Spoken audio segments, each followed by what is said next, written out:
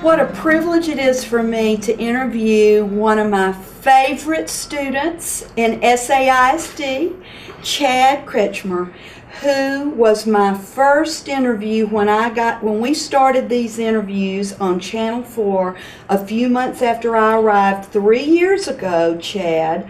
I interviewed you and Marshall Doig, I believe. Isn't that right? Yes, ma'am. Because you have written for a number of years now the newspaper article for the Standard Times. Yes, ma'am. About Lakeview, and Marshall that particular year was writing about Central. And we got started, and the rest is history. And now here you and I are again, and what a pleasure. But you're fixing to graduate, Yes, Chad. ma'am. And so we're going to visit a little bit today about the National Youth Leadership Conference that you have just attended in Washington, D.C. And you say that you wish every student at SAISD could get a chance to do that. Why?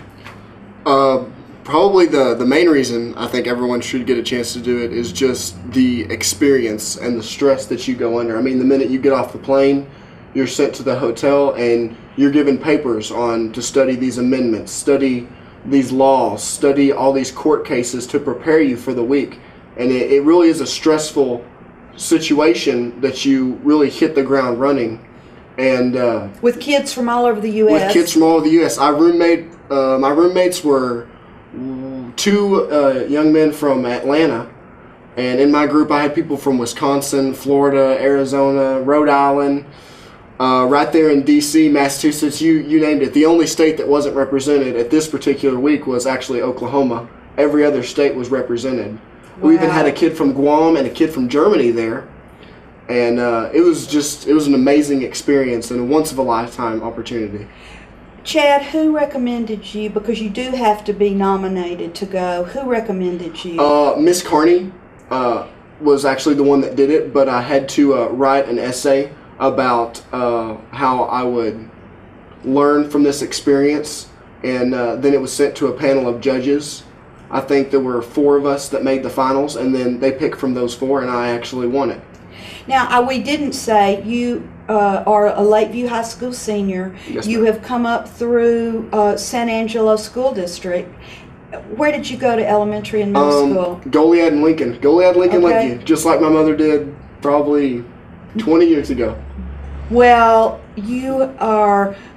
You love your school, Oh, yes, and ma'am. you are a huge supporter. You're one of those young men that go up and down in front of the football stands carrying the flags. Yes, ma'am. And you are currently involved in the UIL one-act play and Yes, are ma'am. getting your facial hair Yes, ma'am. ready, but you look so mature with all of that because your play is coming up. Yes, ma'am. So you have been very active in Lakeview High School and are doing another program on our Channel 4 about the news Yes, that ma'am. I personally enjoy very much.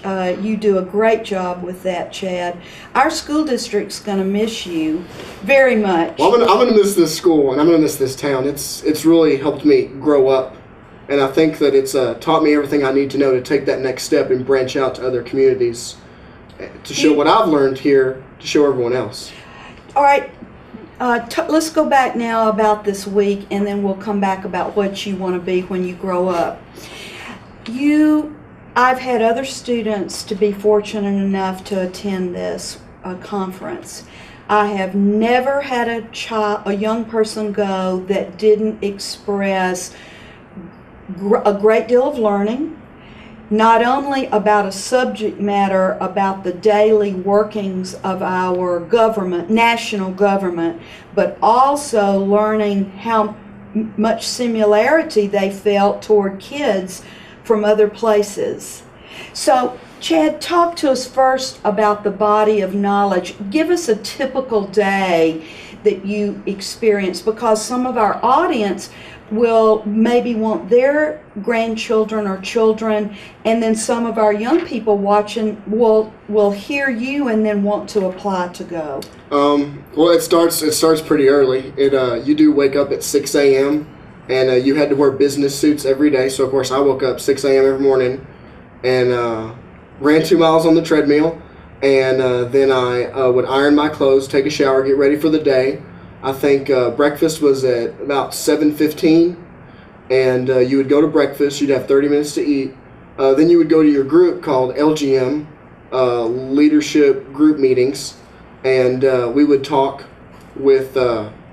We would talk as a group. There was about 20 of us. I was in the Roosevelt group, and we had an amazing leader, Rachel Thomas, who's not 22 years old, from Kansas State. I mean, not a few years older than me. And she was just an amazing person. I had just an amazing group. And we would talk about that, and we would go over what we were doing that day, study amendments, study laws for later that evening when we had mock hearings, simulations of actual congressional hearings run by us. And just like you said, the body of knowledge out there that, you realize there are so many smart people. And you can't learn that in a semester government class. Oh no. And it was I'm a firm believer in you learn by doing more than you learn by listening and writing a paper about it. I mean, I learned the law basically in 4 or 5 days on arresting someone, on all the qualifications that I don't think I could have learned in a criminal justice class. Well, Chad, then you all studied and did some congressional issues. Did you study about other branches of the government? Yes, ma'am. We did another simulation where we elected one of ours as a leader, and then we all got picked to do something else. I was Joint Chiefs of Staff, and we acted like there was a mock terrorist attack and that a boat was taken over by Somali pirates in the year 2020. And we presented all the information to him. We showed how to present information to someone, to relay it to another person, to relay it to someone up that makes the decisions. And then we got to do I was part of the congressional hearing on commerce about a energy bill that is actually, it was at the time, it was new, but now it's already been passed, that was coming up. And it was just an amazing experience to learn really how hard our congressmen work, how hard our Supreme Court justices work, and how really hard our president's job is. It's not an easy thing to do. To be bombarded by so many different opinions. Absolutely. And make everyone happy. I mean, the guy that was elected president, I could tell about the first 10 minutes, he was like, I don't want to do this anymore. Yeah. I'm tired of people griping to me and wanting their way when this guy has a better point. Chad, where do you want to go to college? I want to go to Sam Houston State University in Huntsville. And what do you want to major in at this point? At this point, I will major in criminal justice. I want to be a U.S. Marshal. My dad is in the law enforcement, and kind of following those footsteps, what he does, he does the greatest job in the world, and he's the greatest guy in the world. So, I want to do that. I want to help people, and I want wrongdoers. I want wrong. I want wrongdoers to be punished for what's happening to them, and I don't like seeing people get away with stuff. And I think that's really what drives me to do criminal justice. Is I don't like stuff like that. Chad, how will then the experience you had in Washington, learning in depth about our 3 branches of our government, how do you think that's going to impact you as you go into your chosen profession? I definitely think the presidential simulation, where I gathered my information, tried not to sound biased. I tried to put my personal feelings aside and tried to put the facts out there and give it to him and make him make the best decision. Because I won't be in charge. And so to give it to someone who is in charge and let them make the decision and present it to where it's understandable, it's clear, it's simple, and it's there. It's not my opinion. Now let's talk about what impact did it have on you being with young people from all over the United States and some other countries? Things are kind of funny. They talk funny. A lot of them do. Of course, they thought I talked funny too. Well, you do a little, Chad. Yeah, just a little bit. But some of them talked really funny. And so that's always funny, in just different ways of saying things. We said we would mean the same thing, but there's thousands of ways to say it, even in English. and just Well, did their some of the knowledge. kids get ruffled with each other when they didn't get their way? Very, very. But one thing that was good about it was none of us really wore our hearts on our sleeve. We all kind of, we would voice our opinion as hard as we could, but we would always be able to come back and not, break that threshold of name calling or, childish stuff. We kept it, like you said, very mature. So, do you think the young people from all over the United States that were with you were more alike or more different? We were alike in one aspect. We were alike is that we all crave to be something better. Every single one of us. I mean, I met a girl that wants to go to Notre Dame and become a doctor. I met a girl that wants to go to Wisconsin and be a teacher. So there's a lot of differences, but every one of us we were all very driven individuals. And one guy that was there, he wasn't in my group, he's going to MIT next year.